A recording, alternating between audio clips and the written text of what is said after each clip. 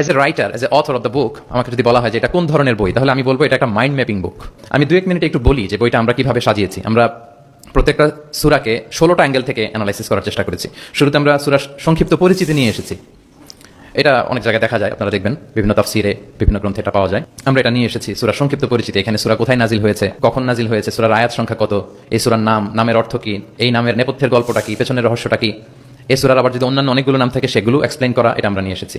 আমরা প্রত্যেকটা সূরার শানে নজুল উল্লেখ করেছি সহিহ হাদিস থেকে, তাফসির গ্রন্থগুলো থেকে রেফারেন্স দিয়ে, এবং প্রতিটা সূরার যে ভার্চু আছে, ফজিলাত, সেটা আমরা উল্লেখ করেছি সুন্নাহর ভিত্তিতে। পাশাপাশি মজার ব্যাপার হচ্ছে প্রত্যেকটা সূরার শুরু এবং শেষের একটা সম্পর্ক আছে, যেটা আমরা অনেকে ধরতে পারি না। সো সূরার শুরু শেষের সম্পর্কটা কি, সেটা আমরা একটা সাব পয়েন্টে এনেছি।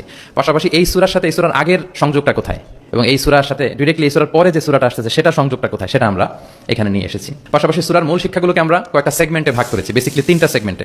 প্রত্যেকটা সূরার যে মূল বক্তব্য, মৌলিক কথাগুলো আমরা 3টা সেগমেন্টে নিয়ে এসেছি, যাতে সেগমেন্টগুলো দেখলেই একজন পাঠক, একজন শিক্ষার্থী সহজেই শিক্ষাগুলোকে আত্মস্থ করতে পারে। তারপরে গতিপথ নামে আমরা, এগুলো হচ্ছে আমাদের ইউনিকনেস, এরকম দেখা যায় না। প্রত্যেকটা সূরার মধ্যে গতিপথ নামে একটা টাইটেল আপনারা পাবেন। আপনারা জানেন যে কোরআনের কথাগুলো প্রায় আলোচনার মোড় চেঞ্জ হয়। আল্লাহ হিস্ট্রি দিয়ে শুরু করেন, হিস্ট্রি বলতে বলতে হঠাৎ আল্লাহ আবার জান্নাতের ভেতরে ঢুকে যান, জান্নাতের পরপরই আবার জাহান্নামের কথা বলেন, এরপরে আবার কিছু ডুজ এন্ড ডোন্টস, কিছু ইনস্ট্রাকশন। তো সাধারণ মানুষের এই ডটগুলো কানেক্ট করতে একটু সমস্যা হয়। We connected the dots. গতিপথ দিয়ে আমরা বুঝিয়েছি যে কখন কোথায় আলোচনার মোড় নিয়েছে, একটার পর একটা কিভাবে আসলো, এই সিকোয়েন্সটা আমরা গতিপথে উল্লেখ করেছি। এরপর আমরা ওভারভিউ রেখেছি একটা পয়েন্টে।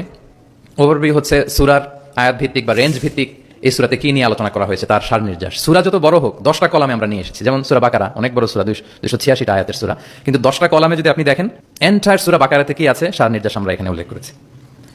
এরপর মেজর থিম উল্লেখ করেছি। বিভিন্ন বিষয় নিয়ে প্রতিটি সূরাতে আলোচনা হলেও কিছু ফোকাসড পয়েন্ট থাকে একটা সূরার, সেগুলোকে আমরা মেজর থিমে এনেছি। এরপর আমরা সেন্ট্রাল থিম রেখেছি, একটা সূরার কেন্দ্রীয় আলোচ্য বিষয় কি।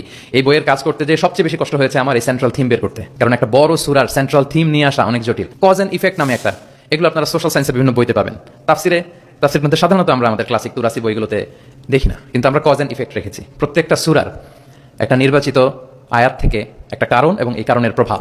তারপর আমরা রিফ্লেকশন নামে, রিফ্লেকশন যেটাকে আমরা তাদাব্বুর বলি, তাদাব্বুরে কোরআন নামে একটা পয়েন্ট রেখেছি। ম্যাক্সিমাম 1টা থেকে 2টা তাদাব্বুর শেয়ার করেছে। এই আয়াতের পেছনের গল্পটা কি, এখান